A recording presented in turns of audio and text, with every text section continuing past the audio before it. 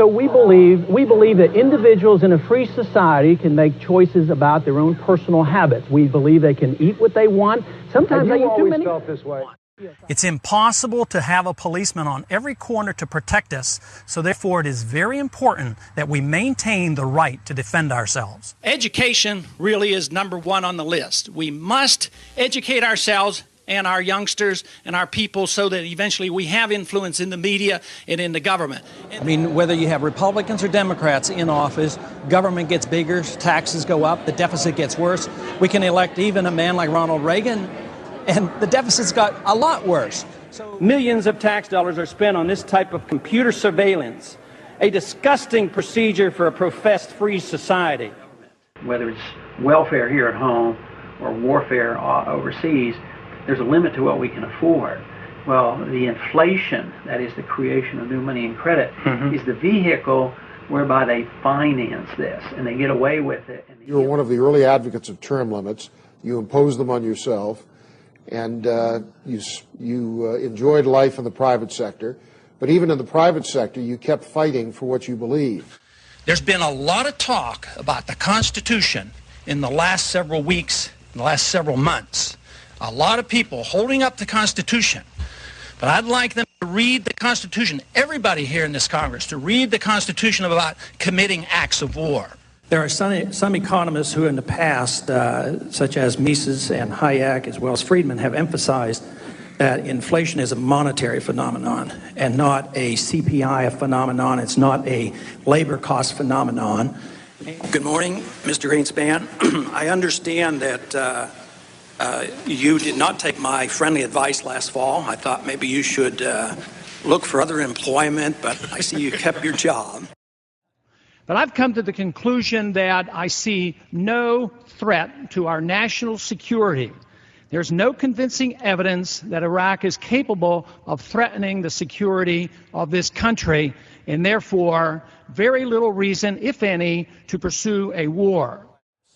The special privileges granted to Fannie and Freddie have distorted the housing market by allowing them to attract capital that they could not attract under pure market conditions. Like all artificially created bubbles, the boom in housing prices cannot last forever. When housing prices fall, homeowners will experience difficulty as their equity is wiped out. Furthermore, the holders of the mortgage debt will also have a loss. These losses will be greater than they would have otherwise been had government policy not actively encouraged overinvesting in housing. And you go on to say, because so many people will invest in housing, the damage will be catastrophic. Congressman, how could it be that you knew this on the banking committee in 2003 and nobody else did until after the collapse? Currently, our national debt is going up over $700 billion, and we're pursuing, once again, a policy of guns and butter, and nobody seems to have much concern. Government cannot be the answer to every human ill. Continuing to view more government as the solution to problems will only make matters worse.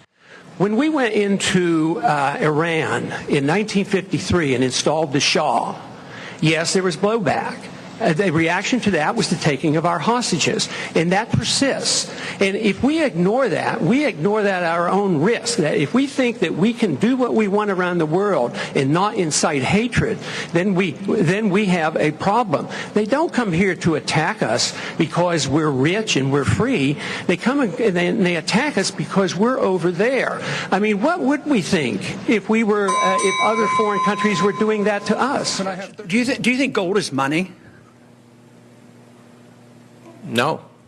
It's not money. Even if it had been money for 6,000 years, somebody reversed that and eliminated that economic law.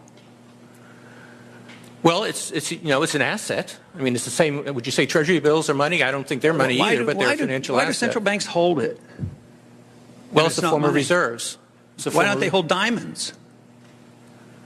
Well, it's tradition, long-term tradition. Some people still think it's money.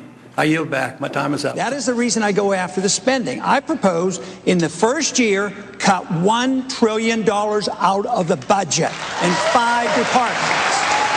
The founders didn't want a national police force, but they're very much involved in national policing activities. I mean, the various agencies from the FBI on down.